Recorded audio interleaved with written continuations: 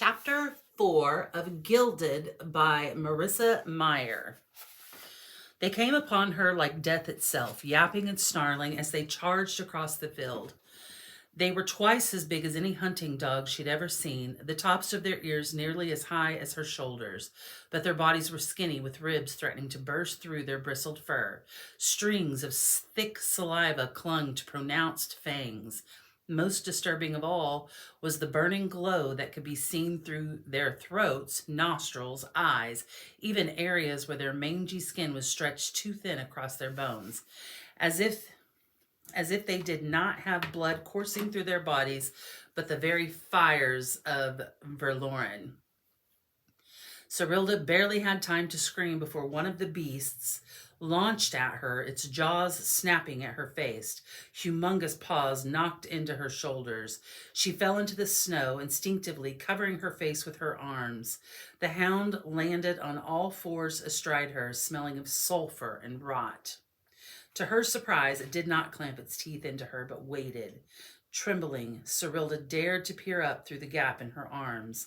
The hound's eyes blazed as it drew in a long sniff, the air kindling the glow behind its leathery nostrils. Something wet dripped onto her chin. Cyrilda gasped and tried to scrub it away, unable to stifle a whimper. "Leave it," demanded a voice, quiet yet sharp. The hound pulled away, leaving Cyrilda shaking and gasping for breath. As soon as she was sure she was free, she rolled over and scrambled back toward the cottage. She snatched up the shovel that lay against the wall and swung back around, her heart racing as she prepared to strike back at the beast. But she was no longer facing the hounds. She blinked up at the horse, who had come to halt mere steps from where she had just lain. A black war horse, its muscles undulating, nostrils blowing great clouds of steam.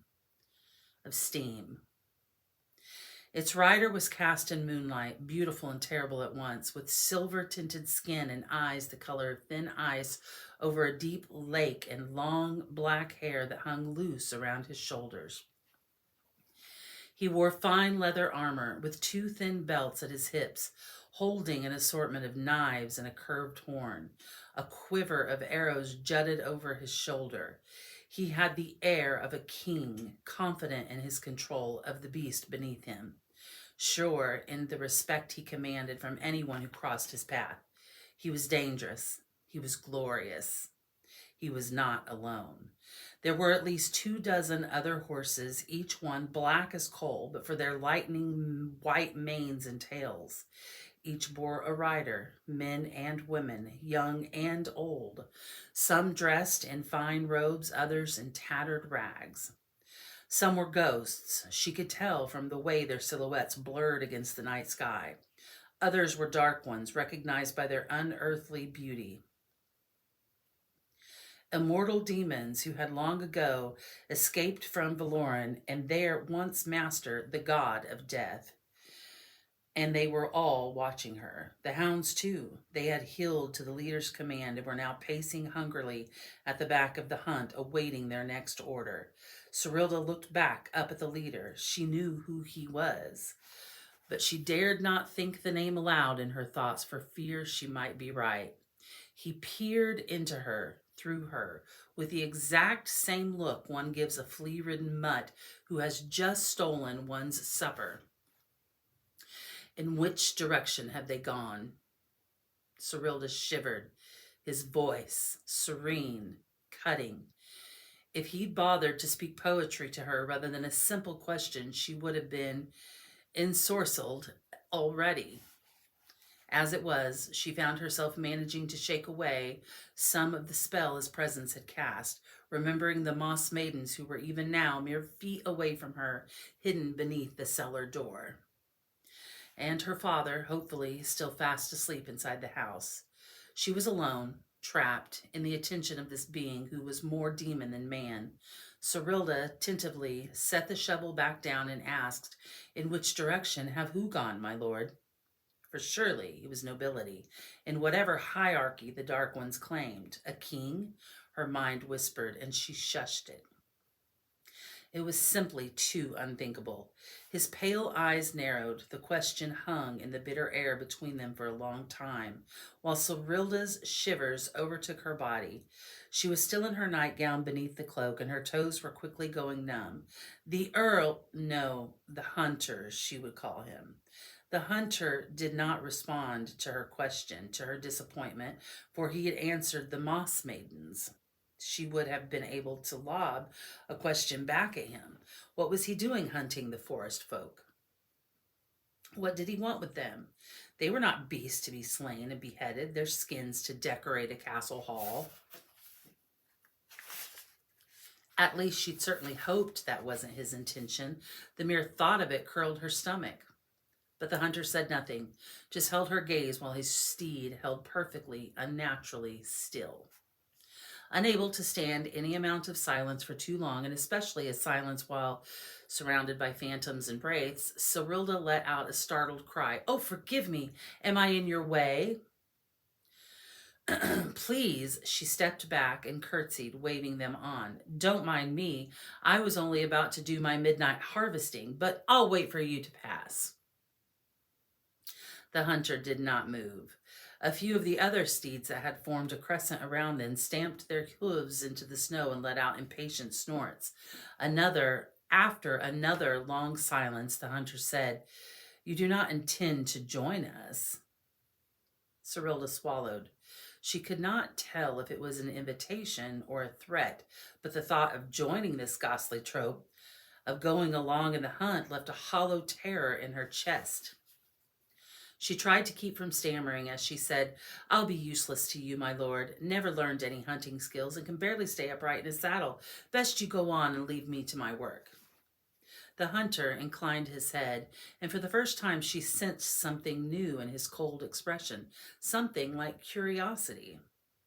To her surprise, he swung his leg over the horse, and before Serilda could gasp, he had landed on the ground before her. Serilda was tall compared with most girls in the village, but the hunter dwarfed her by nearly a full head. His proportions were uncanny, long and slender as a water reed, or a sword perhaps was a more appropriate comparison. She gulped hard as he took another step toward her. "Pray tell," he said slowly, "what is your work at such an hour, on such a night?" She blinked rapidly, and for a terrifying moment, no words would come. Not only could she not speak, but her mind was desolate. Where normally there were stories and tales and lies, now there was a void. A nothingness, like she'd never experienced. So much for spinning straw into gold. The hunter craned his head toward her, taunting, knowing he had caught her, and next he would ask her again where the Moss Maidens were. What would she tell him then? What option did she have? Think. "I believe you said you were harvesting," he prompted with a hint of lightness to his tone that was deceptive in gentle curiosity. This was a trick, a trap. Serilda managed to tear her gaze away from his to a spot in the field where her own feet had trampled the snow when she had rushed home early that evening. A few broken pieces of yellowed rye were poking up from the slush. "Straw," she said, practically shouted so that the hunter actually looked startled. "I'm harvesting straw, of course. What else, my lord?" His brow dipped in toward each other. "On New Year's night, under a snow moon?" "Why, surely it's the best time to do it. I mean, not that it's the new year exactly, but the full moon. Otherwise, it won't have quite the right properties for the spinning," she gulped before adding somewhat nervously, "into gold." She finished this absurd statement with a cheeky smile that the hunter did not reciprocate. He kept his attention fixed on her, suspicious yet still interested somehow. Serilda wrapped her arms around herself as much as a shield against his shrewd gaze as the cold. She was starting to shiver in earnest now, her teeth nearly chattering. Finally, the hunter spoke again, but whatever she had hoped or expected him to say, it was certainly not, "You bear the mark of Hulda." Her heart skipped. Hulda? "God of labor." She gaped at him. Of course she knew who Huldah was. There were only 7 gods after all. They weren't difficult to keep track of. Huldah was the god mostly associated with good, honest work, as Madame Sawyer would say. From farming to carpentry, to perhaps most of all, spinning. She had hoped that the darkness of the night would have hidden her strange eyes with their embedded golden wills, but perhaps the hunter had the keen sight of an owl, a nocturnal hunter through and through. He had interpreted the mark as a spinning wheel. She opened her mouth, prepared for once to tell the truth, that she was not marked by the god of spinning, but rather the god of lies. The mark he saw was the wheel of fate and fortune, or misfortune, as seemed to be the case more often than not. It was an easy mistake to make. But then she realized that being thus marked added some credibility to her lie of harvesting straw, so she forced herself to shrug, a little bashful at this supposed sorcery she contained. Yes, she said, her voice suddenly faint. Huldah gave me their blessing before I was born. For what purpose? My mother was a talented seamstress, she lied. She gifted a fine cloak to Huldah. The god was so impressed that they told my mother her firstborn child would be gifted with the most miraculous of skills. Spinning straw into gold, the hunter drawled, his voice thick with disbelief. Serilda nodded. I try not to tell many people, might make other maidens jealous, or the men greedy. I trust you'll keep the secret. For the briefest moment, the hunter looked amused at this statement, and then he took a step closer, and the air around Serilda became still and so very, very cold.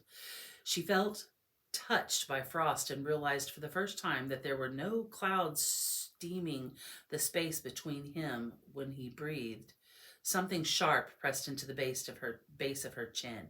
Serilda gasped. Surely she should have sensed him drawing the weapon, but she had neither seen nor felt it move. Yet here he was, holding a hunting knife at her throat. I will ask again, he said in a tone almost sweet. Where are the forest creatures?